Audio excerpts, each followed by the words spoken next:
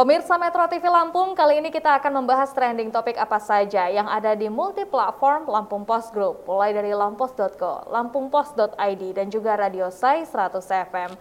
Oke Mas Wid, di sini sudah ada 5 deret berita yang menjadi trending topik untuk lampos.co, di antaranya markas penembak mati agen BRI Link Lampung Timur hanya berjarak 2,5 km dari rumah korban. Selanjutnya, pemeriksaan saksi dugaan korupsi KONI Lampung dilanjutkan. Berita yang ketiga, pelanggar prokes di Pantai Sebalang, Lampung Selatan ditegur polisi. Selanjutnya, COVID-19 di Lampung bertambah 27 kasus. Dan yang terakhir, 305 personel polisi jaga 19 wihara di Bandar Lampung. Oke, Mas Wid, di sini sudah ada update berita terbaru tentang kasus penembakan salah satu agen dari BRI Link ya. Di mana ternyata markas penembak mati justru sangat dekat lokasinya dengan tempat kejadian. Ya, kasus ini mendapat atensi khusus dari Polda ya. Bahkan pelaku ini diburu oleh 4 Polres dengan di backup dari Direskrim Polda Lampung ya. Polres Lampung Tengah, Lampung Timur jelas, kemudian Metro Lampung Utara dengan di backup oleh Polda. Dan seminggu setelah kejadian, ini kan korbannya salah seorang pegawai agen BRI Link ya di Lampung Timur, di Waibungur, Kecamatan Waibungur. Kemudian diburu, akhirnya petugas terlibat baku tembak dengan pelaku dan pelaku meninggal akhirnya juga. Ketika setelah meninggal dibawa ke Rumah Sakit Bayangkara Lampung untuk diotopsi jenazahnya, dan dari sejumlah penyelidikan polisi kemudian terungkap ternyata si rumah tinggal si korban dan si pelaku ini tidak terlalu jauh, hanya terpaut 2,5 km. Dan memang si pelaku ini warga Ogan Komering Ulu ya, warga Oku ya. Dia punya katakan istri siri ya di Lampung Timur itu. Gitu. Jadi setelah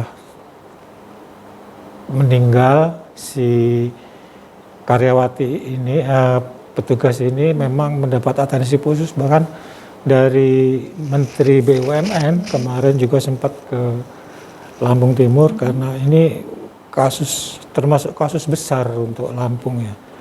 Ketika begitu tega menembak mati, dan kalian masih semester 4, masih muda sekali, umur usia 20 tahun. Ya, tentunya ini menjadi atensi bagi kita semua ya, karena memang ini juga melibatkan adanya senjata api juga, berarti memang keamanan itu perlu untuk terus ditingkatkan. Nah, ya, yang penting sih memang bukan hanya menembak mati si pelaku atau tersangka. PR besarnya adalah bagaimana supaya mencegah kejadian-kejadian serupa tidak berulang. Betul, betul sekali. Itu menjadi sebuah koreksi buat kita semua. Baik, kita akan beralih kali ini Mas Wid untuk lampungpost.id. Di antaranya yang pertama, cegah gelombang ketiga. Kemudian rayakan Imlek dengan sederhana dan protokol kesehatan. Selanjutnya efektifkan masa kampanye pemilu, 130 ton kopi Lampung diekspor ke Mesir. Dan yang terakhir, penyelundupan 15 kg sabu digagalkan di jalan tol. Oke, ini menjadi headline untuk Lampung Post juga ya, tentang cegah gelombang ketiga. Bagaimana Mas Wid? Cegah gelombang ketiga. Jadi kasus COVID di Lampung ini hampir polanya mirip dengan nasional. Jadi terus grafiknya dari sini juga terlihat terus naik setiap hari. Ada yang bilang bahwa sekarang belum masuk kita ke gelombang ketiga, tetapi Ikatan Dokter Indonesia sendiri sudah mengatakan bahwa sekarang ini memang kita sudah masuk sebetulnya. Sudah masuk perangkap gelombang ketiga. Terutama yang Omikron ya, karena Omikron ini kan daya tularnya 70 kali lebih cepat dibanding kasus-kasus terdahulu, dibanding varian-varian terdahulu. Memang ada kabar buruk dan kabar baik dalam tanda kutip ya. kabar buruknya ya 70, Omikron ini 70 kali lebih menular dibandingkan varian-varian COVID yang terdahulu. Kabar baiknya dalam tanda kutip, tingkat keparahan Omikron ini tidak seganas varian Delta.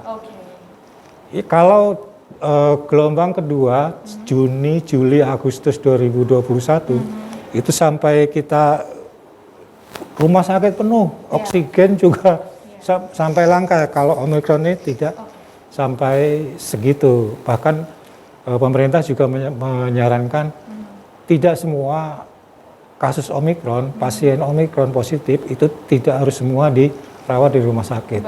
Tapi cukup isolasi mandiri di rumah karena tingkat keparahannya tidak seganas COVID varian Delta. Oke, tentunya kita juga harapkan kepada masyarakat untuk terus menjaga protokol kesehatan ya Mas Wid ya. Nah, selanjutnya kita akan beralih untuk Radio Sai 100 FM, 5 trending topik diantaranya. Pamungkas rilis single Birdie, kemudian Vino G. Bastian nyaris tak dikenali di film Perfect Strangers versi Indonesia. Selanjutnya Jason Momoa gabung Fast and Furious 10, bakal jadi lawan Vin Diesel. Selanjutnya All of Us Are Dead, kuasai tangga populer Netflix di 25 negara. Dan yang terakhir, SM Entertainment buka audisi 2022 SM Global Audition Kwang Ya. Nah, ini ada salah satu film Indonesia yang sedang digarap juga, Perfect Stranger. Ada Vino G. Bastian di dalamnya. Tapi menariknya, mungkin dia melakukan sebuah perubahan sehingga nyaris tak dikenali oleh penonton ya Mas Wid. Ya, Vino G. Bastian ini kan aktor lengkap ya. Dia artinya serba bisa dia.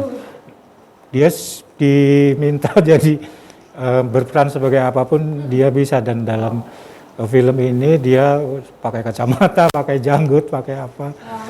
Terus sampai orang sudah nggak tahu lagi bahwa itu sebetulnya Vino Bastian. Dan memang film Perfect Stranger ini cukup menarik ya, sampai sebenarnya ini remake dari film serupa yang dan sudah di remake juga sebetulnya di 20 negara. Dan menariknya dalam film ini tidak ada tokoh yang dominan. Semua tokohnya itu berperan sebagai tokoh protagonis sekaligus juga antagonis. Baik, menarik sekali tentunya untuk menjadi tontonan di kala pandemi ya Mas Wid ya. Oke, terima kasih Mas Wid. Baik pemirsa Metro TV Lampung, demikian untuk trending topik yang ada di Lampung Post Group kali ini. Silakan untuk update informasi selengkapnya dengan membaca Harian Umum Lampung Post. Kunjungi juga laman website dari lampos.co serta lampungpost.id, dan juga dengarkan selalu Radio Sai 100 FM dan kunjungi website sai100fm.id. Saya Herdiana Octavia beserta seluruh kerabat kerja yang bertugas mengucapkan terima kasih, dan jangan lupa untuk selalu terapkan 5M. Memakai masker, mencuci tangan dengan sabun di air yang mengalir, menjaga jarak, menghindari kerumunan, dan juga mengurangi mobilitas. Terima kasih dan sampai jumpa.